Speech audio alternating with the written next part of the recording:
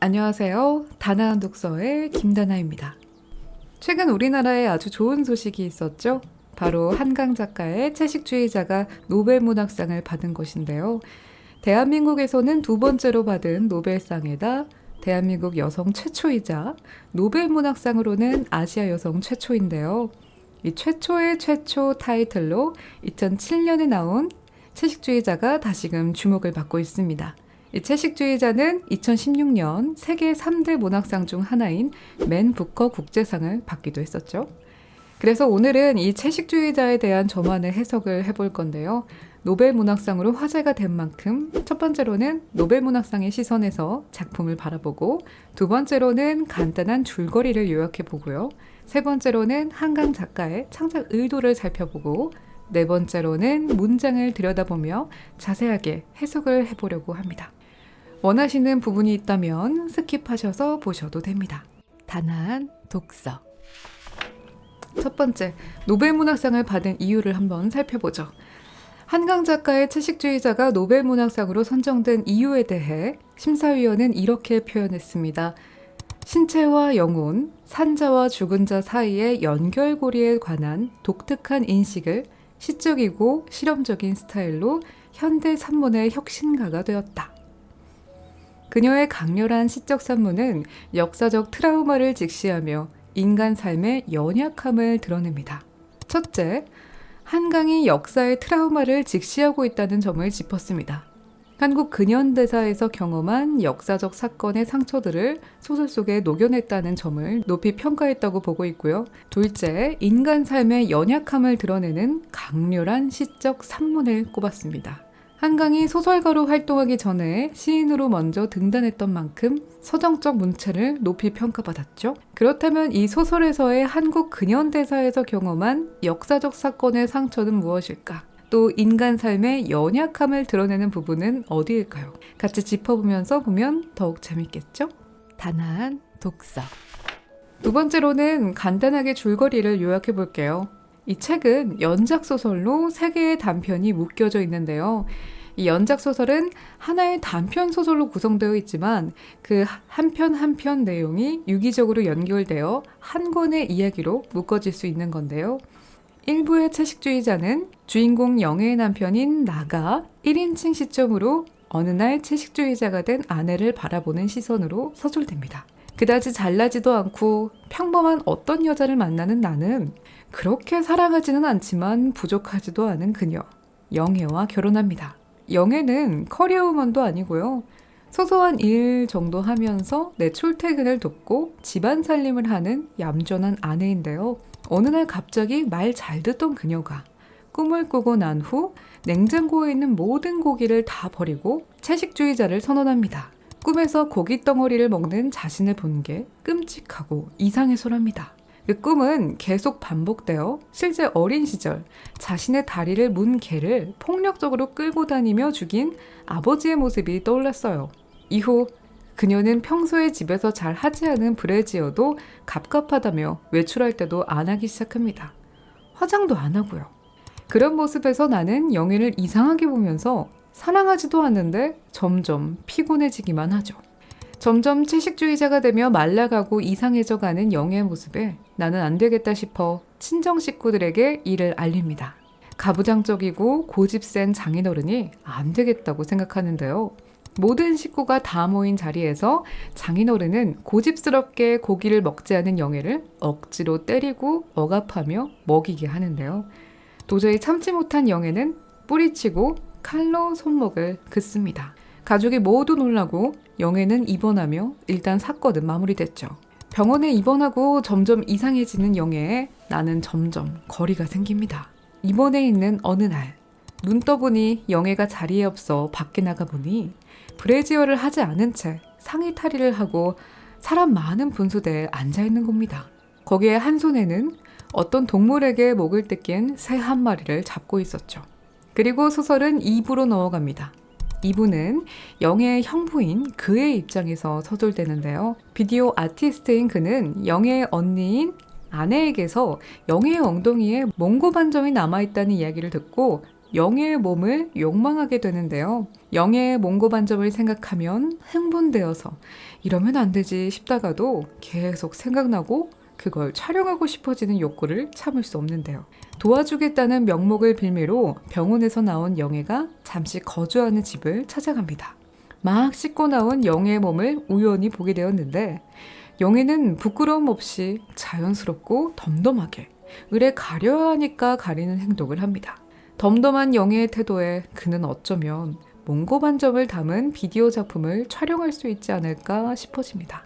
슬쩍 물어봤는데 영예는 괜찮다고 합니다. 영예가 그게 좋아서 내 몸을 찍어도 상관이 없어서가 아니라 몸에 꽃을 그린다는 이야기에 허락을 한 것이었죠. 육식을 거부하고 생명을 존중하며 자연의 일부가 되고 싶었던 영예에게 비디오 작품은 성적인 것도 예술도 아니었습니다. 그는 영예를 모델로 비디오 작품을 촬영하며 끝내 그의 깊은 마음에서 찍고 싶었던 그 장면을 서서히 만들어갑니다. 인간의 몸을 하고 있지만 자연처럼 아름다운, 그래서 자연스럽게 성교를 하는 데까지요. 처음에 영예와의 성교 모델로 친한 후배에게 부탁했지만 그는 이것이 에로비디오라며 수치스러워하고 거절했습니다. 그러다 자신이 모델로 들어가 영예와 성교하는 것을 영상으로 찍습니다. 그렇게 영상을 찍고 피곤해 쓰러진 다음 날, 그의 아내 이내가 그 영상을 보고 그들을 정신병원에 연락해 싣고 가게 하죠. 그 다음 3부의 소설은 그의 아내 이내의 3인칭 시점으로 서술됩니다. 남편과 따로 살고 홀로 열심히 아들을 키우는 이내는 영예의 병수발마저 들고 있죠. 이제는 어떤 음식도 먹지 않아 식물처럼 야위어가는 영예를 보며 언니 이내는 많은 생각을 합니다. 왜 영예는 이렇게 됐을까? 이런 과정을 뭔가 막을 수 없었을까? 그 끝에 어린 시절 죽는 걸 마다하지 않았던 영예의 모습을 떠올립니다. 나무가 되고 싶다는 영예, 이제 곧 말도 생각도 사라진다는 영예를 보며 언니 이내는 영예를 놔줘야 하나 싶습니다. 하지만 그것도 쉽지 않겠죠. 본인도 삶이 힘들어 죽고 싶을 때가 있었거든요. 3부의 나무 불꽃은 다른 병원으로 이송해가는 응급차에서 이내의 생각이 넓어지며 마무리됩니다. 이렇게만 줄거리를 요약하면 이야기가 조금은 이상해 보일 수 있습니다. 한 권의 장편 분량인 이 이야기를 요약해서 알기보다는요, 조금 더 깊이 세밀하게 보는 것이 좋습니다. 그러기 위해서는 작가의 창작 의도를 살펴보며 그 바탕으로 개인적인 해석을 하면 더욱 좋겠죠? 단아한 독서. 우선 채식주의자 책 끝에요. 작가의 말에 한강 작가는 이런 코멘트를 남겼습니다. 어리석고 캄캄했던 어느 날에 버스를 기다리다 무심코 가로수 밑동에 손을 짚은 적이 있다. 축축한 나무 껍질의 감촉이 차가운 불처럼 손바닥을 태웠다. 가슴이 얼음처럼 수없는 금을 그으며 갈라졌다. 살아있는 것과 살아있는 것이 만났다는 것을, 이제 손을 떼고 더 걸어가야 한다는 것을 어떻게도 그 순간 부인할 길이 없었다.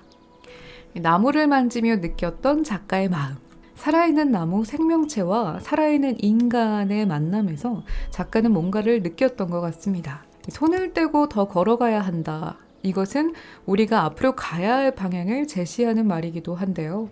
그래서 어떤 이야기를 만들었던 것이 채식주의자가 됐겠죠? 그리고 또 한 인터뷰에서 한강 작가는 채식주의자에 대해 이런 말을 남겼습니다. 영예는 화자로 등장하지 않고 관찰됩니다. 이해받지 못하고 연민의 대상으로 남죠. 읽는 사람이 이 영예의 행동을 이해하기 위해 타인의 시선에서 이야기를 했습니다. 영예는 모든 시선으로부터 도망가려 합니다. 심지어 자신의 몸으로부터도요. 3명의 화자가 끝끝내 영예를 움켜쥐지 못하고 그 사이 어딘가에 있습니다. 이 소설은 질문이라 생각합니다. 식물이 되어야 한다는 대답이 아니고 이내처럼 견디며 살아야 한다는 것도 아니고 이런 사람이 있다. 이것 자체가 질문이 아닐까요? 불편한 이 질문 속에 견디며 머물러 보는 건 어떨까요? 또한 2부의 몽고반점에서 성행위가 적나라하다며 청소년 유해 도서로 이 책을 분류해서 논란이 되기도 했는데요. 또한 일부의 학부모는 형부가 처제를 좋아하고 성관계를 맺는 이 이야기가 말이 되냐 했는데요. 작가는 이렇게 말한 바가 있습니다. 1부, 2부의 소설 속 두 명의 남자는 신뢰하기 어려운 화자입니다.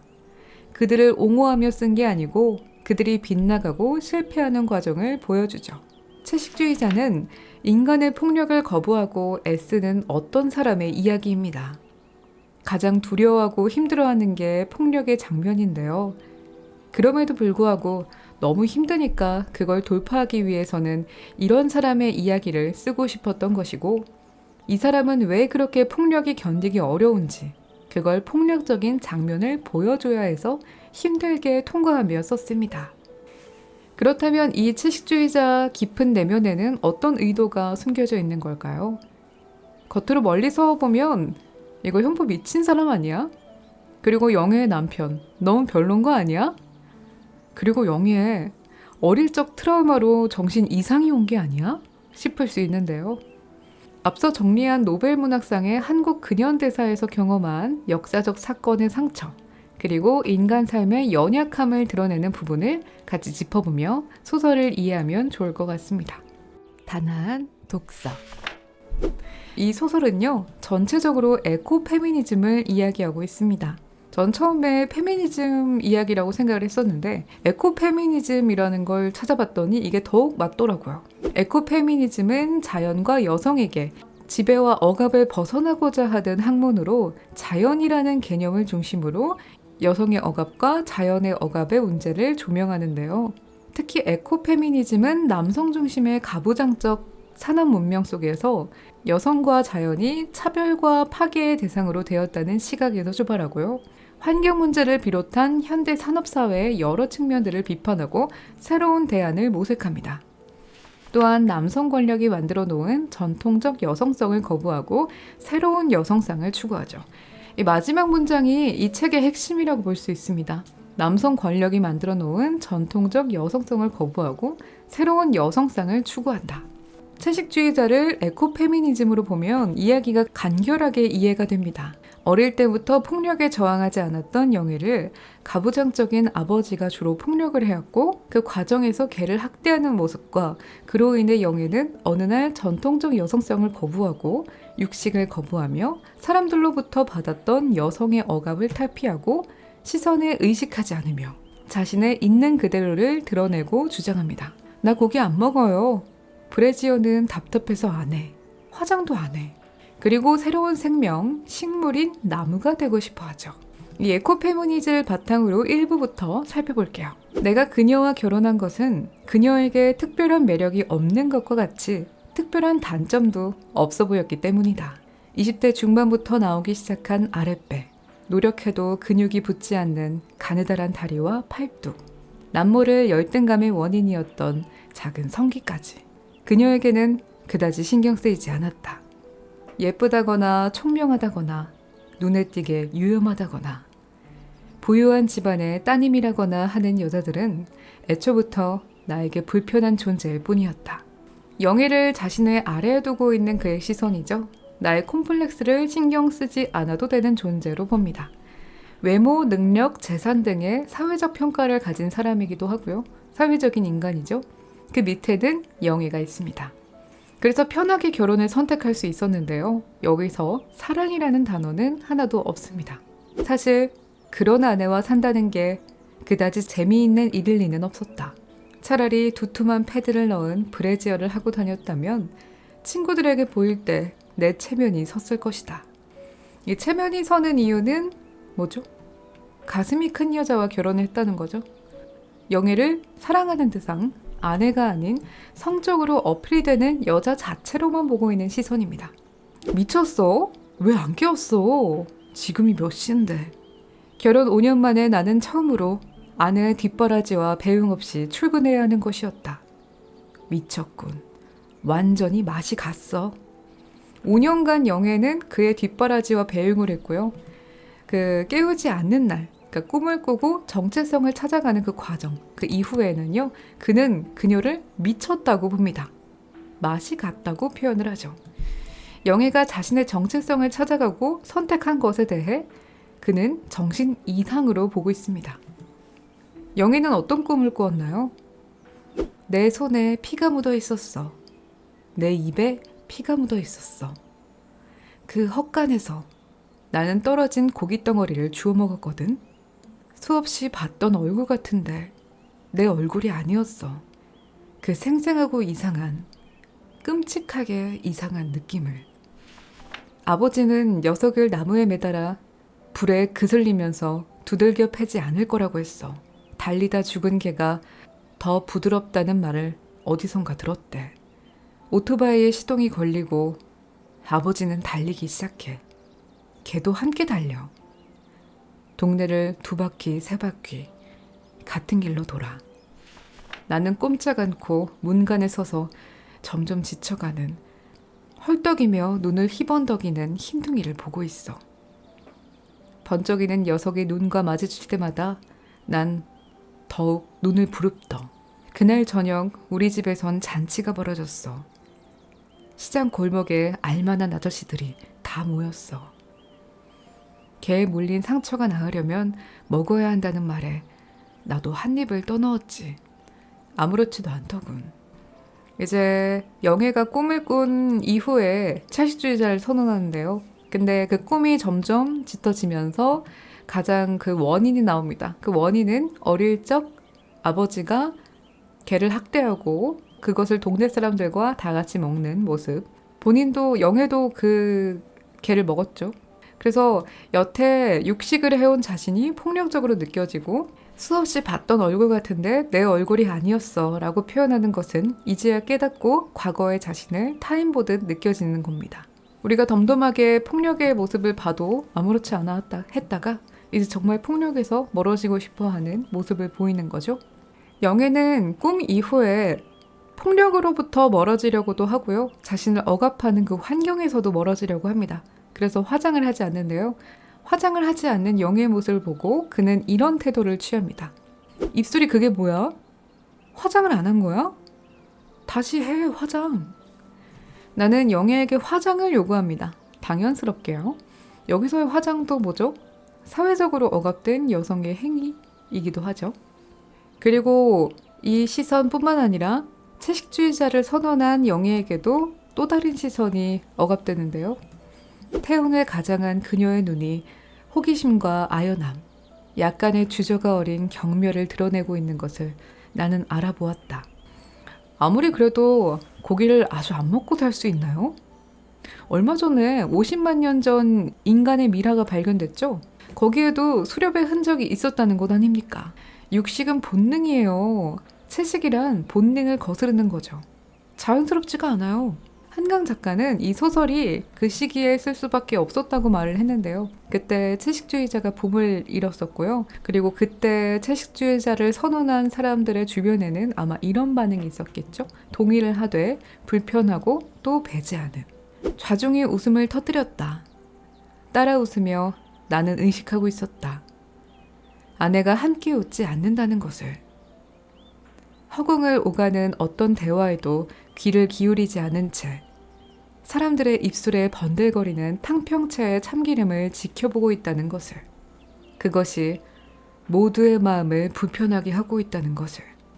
이 문장을 보면 이 다수와 소수가 있습니다. 영애 혼자 소수고요.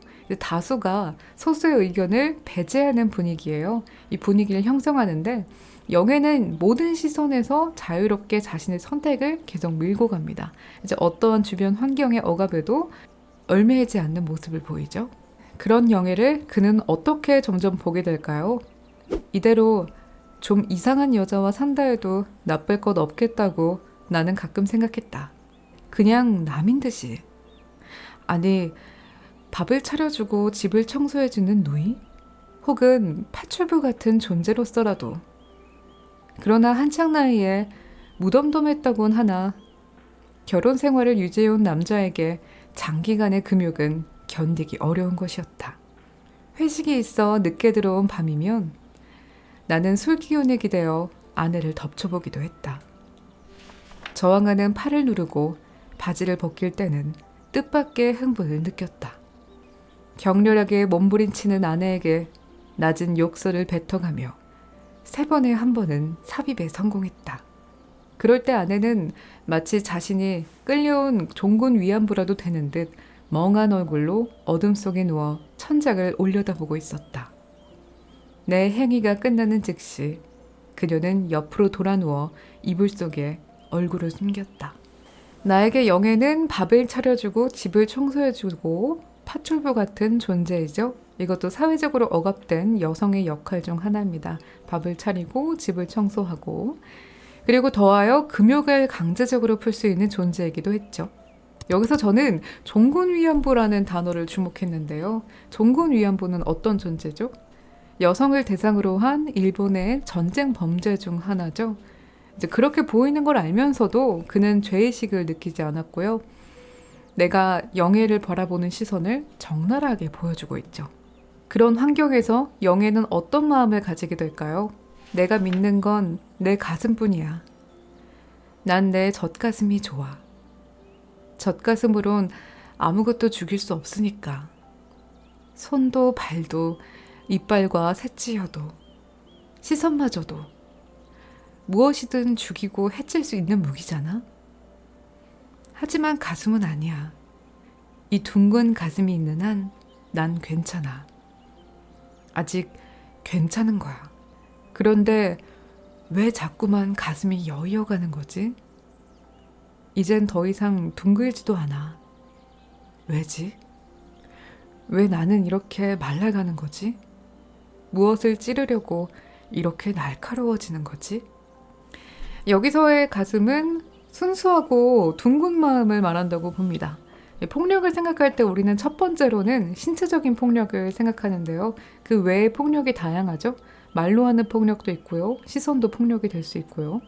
그래서 그것을 원치 않는 영애는 이 둥근 마음, 선한 마음을 믿는다고 합니다. 그런데 이 선한 마음마저도 말라가고 무엇을 찌르려고 날카로워질까요? 자꾸만 폭력적인 상황에 놓여져 자기 방어를 하는 느낌이 듭니다. 이것은 채식주의자를 선언한 자신의 정체성을 가감없이 드러내는 영애에 대한 가장 가까운 사람들의 반대가 있어서인데요. 남편뿐만 아니라 모든 가족이 그녀를 반대합니다. 뺨에서 피가 비칠 만큼 아내는 세게 맞았다. 한 번만 먹기 시작하면 다시 먹을 거다. 세상 천지에 요즘 고기 안 먹고 산 사람이 어딨어? 누나, 웬만하면 먹어. 얘하고 먹는 신용만 하면 간단하잖아. 아버지 앞에서 이렇게까지 해야겠어? 어서 입 벌려. 이거 싫으냐? 그럼 이거. 영애야, 먹어. 먹으면 힘이 날 거야. 사람이 사는 날까진 힘차게 살아야지. 절에 들어간 스님들은 그만큼 수도를 하고 독신 생활을 하니까 살 수 있는 거야. 저마다의 성격으로 영애를 받아들이지 않고 강압적으로 억압합니다. 그 누구 하나 영애를 이해하는 사람이 없죠. 영애는 폭력으로부터 벗어나기 위해 손목을 그었고요. 입원한 병원에서도 완강하게 자신의 신념을 지키기로 했습니다. 그 이후 주변의 태도는 또 어땠을까요? 이 긴 일요일이 곧 끝나고 월요일이 시작될 것이다. 그러면 더 이상 이 여자를 보지 않아도 된다. 내일은 처형이 자리를 지킬 테고 모레면 아내는 퇴원할 것이다. 퇴원이란 이 이상하고 무서운 여자와 내가 단둘이 한 집에 살아야 한다는 것을 의미한다. 나는 그것을 받아들이기 어려웠다. 영애의 남편 나는요.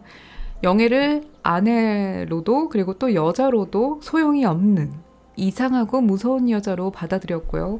이해할 수 없어서 곧바로 갈라서는 걸 택했습니다. 그리고 또 어머니는 어떤 태도를 보였나요? 올라오기 전에 준비한 거야. 몇 달간 고기를 안 먹었다니 얼마나 몸이 축났을까 싶어서. 둘이 같이 먹게. 흑염소야. 지윤애가 알면 말릴까봐 몰래 갖고 나왔네. 그냥 한약이라고 하고 영애한테 먹여봐.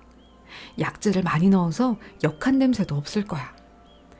안 그래도 귀신같이 마른 게 그렇게 피를 흘렸으니.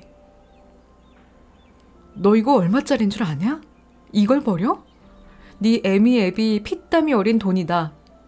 네가 그러고도 내 딸이냐? 엄마는 딸을 걱정하면서도 이해하지는 못하고 억지로 흑염소를 먹입니다. 한약이라고 거짓말을 하면서 먹이려다가 안 되니까요. 이제 비용과 또 부모 권력을 이야기하며 영애에게 죄책감을 씌우죠. 이제 그런 상황에서 영애는 점점 어떤 걸 느낄까요? 주변 사람들에 대한 실망보다도요, 자신의 과거와 여전한 폭력적인 사회로부터 벗어나고 싶어 합니다. 손목은 괜찮아. 아무렇지도 않아. 아픈 건 가슴이야. 뭔가가 명치에 걸려 있어. 그게 뭔지 몰라. 언제나 그게 거기 멈춰 있어. 이젠 브래지어를 하지 않아도 덩어리가 느껴져. 아무리 길게 숨을 내쉬어도 가슴이 시원하지 않아. 이 브래지어를 하지 않았던 영애의 이유가 있는 거죠. 이제 마음속에 뭔가가 걸려있다. 그래서 답답해서 브래지어를 하지 않았던 것인데, 이 걸려있는 거는 무엇일까요? 어떤 고함이, 울부짖음이 겹겹이 뭉쳐져 거기 박혀있어. 고기 때문이야. 너무 많은 고기를 먹었어. 그 목숨들이 고스란히 그 자리에 걸려있는 거야. 틀림없어. 피와 살은 모두 소화돼 몸 구석구석으로 흩어지고, 찌꺼기는 배설됐지만 목숨들만은 끈질기게 명치에 달라붙어 있는 거야. 그러니까 내가 먹은 동물들을 떠올리며 죄책감을 느끼고 있고요. 그것에 벗어나고 싶어 합니다. 이렇게 이야기가 계속 진행이 되고요. 채식주의자의 마지막에는 이런 문장이 나옵니다. 나는 아내의 움켜진 오른손을 펼쳤다. 아내의 소나기에 목이 눌려있던 새 한 마리가 벤치로 떨어졌다. 깃털이 군데군데 떨어져 나간 작은 동박새였다. 포식자에게 뜯긴 듯한 거친 이빨 자국 아래로 붉은 혈흔이 선명하게 번져 있었다. 그래서 1부의 마지막은 브래지어를 하지 않고 상의 탈의를 한 채 분수대에 있는 영애를 본 모습인데요. 포식자에게 뜯긴 듯한 새 한 마리를 쥐고 있죠. 이 새에 대한 이야기는 2부, 3부에서 이어집니다. 우선 1부에서는 영애가 억압에서 벗어나고 폭력에서 벗어나려고 완강해지는 모습이 있었고요. 그 과정을 가장 가까운 남편, 영애를 가장 가까운 곳에서 억압하는 나의 시선으로 이야기를 했습니다. 주목할 만한 건 나는 이 소설 속에서 3번 그녀를 모르는 것의 이야기를 합니다. 나는 모르고 있었다. 저 여자에 대해서. 아무것도 모르고 있었다. 갑자기 그런 생각이 들었다. 아내는 이 자리가 어떤 자리인지 알고 있을까? 저 중년의 여자가 누구인지 알고 있는 걸까? 순간 한 번도 들어가 본 적 없는 그녀의 머릿속이, 그 내부가 까마득히 깊은 함정처럼 느껴졌다. 나는 저 여자를 모른다 라고 나는 생각했다. 그것은 사실이었다. 거짓말이 아니었다. 이렇게 3번 나는 그녀를 모른다고 얘기를 하는데요.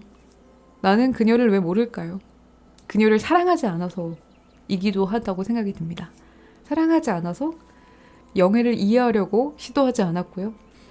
그리고 이야기는 2부 봉고반점 영애의 형부인 시선에서 이어집니다. 단아한 독서. 책에 대한 이야기, 다른 의견도 편하게 댓글로 달아주시면 생각이 더 넓어질 거예요. 영상이 좋았다면 좋아요, 구독, 알림 설정 해주시고요. 저는 또 다음 책으로 또 돌아오도록 하겠습니다. 단아한 독서 김다나였습니다.